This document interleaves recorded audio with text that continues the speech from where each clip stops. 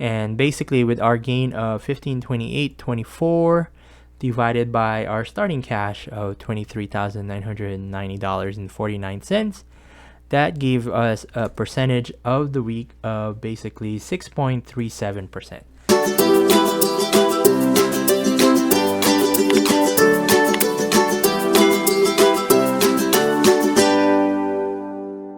How's it going? It's Rocky. Welcome to week number 10 of my content that I like to call my 5 to 9 after the 9 to 5. So what we're showing here is our weekly chart where each candlestick represents 1 hour, and I just want to do a quick high-level summary on how we did for the week. So we had a total of 5 trades, and if you're new to my content, basically when I open a contract, I denote that by a blue line. And if I was bullish or I'm long, I basically denoted a orange when I closed the contract. And if I was shorting or I was bearish on a position, when I close it, I denote it with a purple line.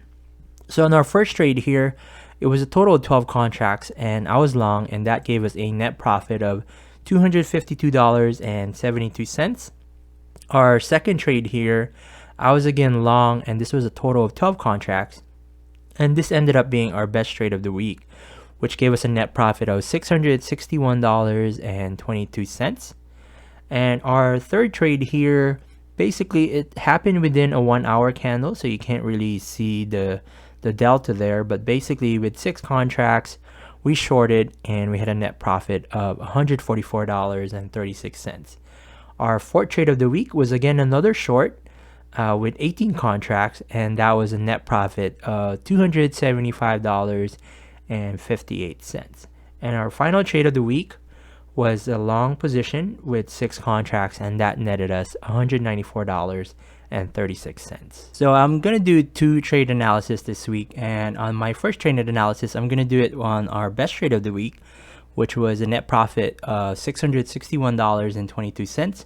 However, with this trade, basically it's not a repeatable trade, I guess, because it's more of reacting to what is happening on the price. So people refer to it as price action, but it's not my typical way of trading where I like to look at my indicators and being in line, so it becomes more repeatable.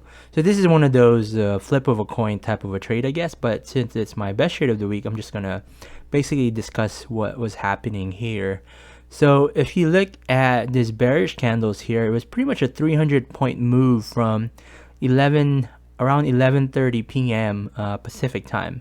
So the European markets opened right at midnight, and I was awake this evening because I was off the next morning, so I had the opportunity to pretty much look at this, and I pretty much played it basically because of how quickly it dumped, right? So I was looking for a bit of a jump back, and that's pretty much really what I did here. So I entered 6 contracts, as you can see right here. Normally when it's oversold, that's not when I normally short when it's oversold.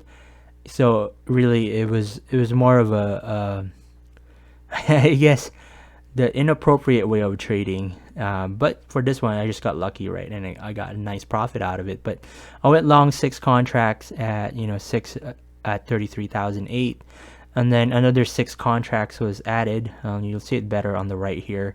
Another 6 was added at 32,940, so it gave us a nice average.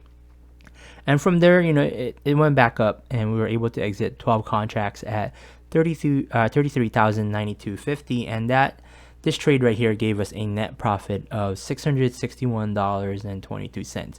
So I guess I wanted to show this because even though it's my best trade, it's not one that I would really recommend, only because it's not a repeatable trade. This was just me basically, it's a knee-jerk reaction to a 300-point drop that happened within 30 minutes, and I was hoping for a bit of a jump back on that, and those type of trades could get you in trouble. But my goal here is to show you realistically the things that I do, and this is our trade analysis number 1.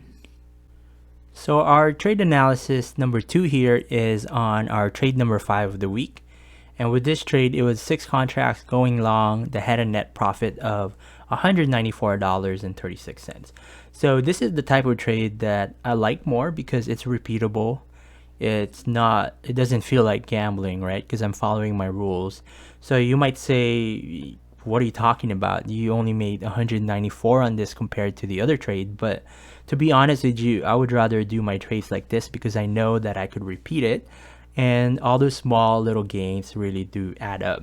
So with this trade, basically, I'm looking at the candle, right? They're bullish. This is around 9:45 in the evening, and basically on the time-based side, it had crossed over at around 9:30, and basically, that's when I try to pay attention. So it crossed above, so it's a bullish move. It's still below the zero line, that's why I didn't enter.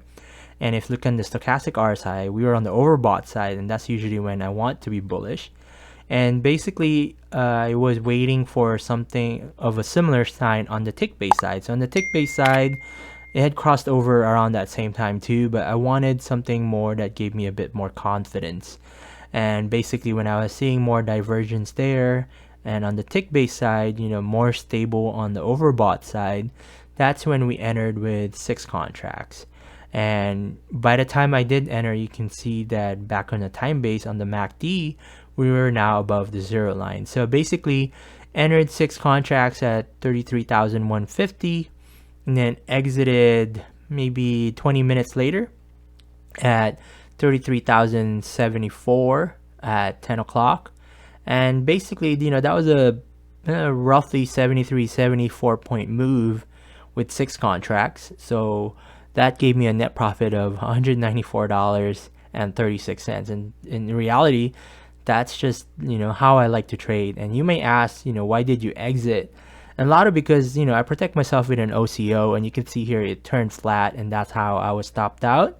And if you were thinking, hey, look, if you waited a bit more, it would have gone up another 200 points, and 200 points times 6 contract, that would have been $600. But hey, you can only really, protect yourself and only think about the time frame you traded. You can't think of the what ifs, because that could have easily gone the other way and it wouldn't be such a good result. So hindsight 2020, try not to do that. Just focus on the time frames that you did the trade, which is when you started and when you ended. So account statement right now is Friday, March 11th. It's about 11:51 p.m. that I'm recording this.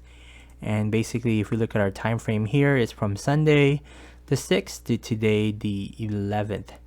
And now if we look at our description, you can see that for this week I didn't deposit or withdraw anything, but I did have a mark to market on Wednesday here, which was a loss of 309, but we were able to recover that when we finally closed our contract. Now we'll bring our calculator back here just to pretty much go through how we did. And our ending cash for the week was $25,518.73. And we'll subtract our starting cash, and our starting cash was $23,990.49. And that gave us a net profit of $1,528.24 for the week. And if you multiply that by 40 hours, which is the typical full-time in the US, that was an hourly rate of $38.21, which is not bad. That's actually not bad at all. And basically, with our gain of $1528.24 divided by our starting cash of $23,990.49, that gave us a percentage of the week of basically 6.37%. So that's right in the middle of what my goal is, and that's what I want to do every week, compounding that over time. And hopefully we can continue doing this for 2022.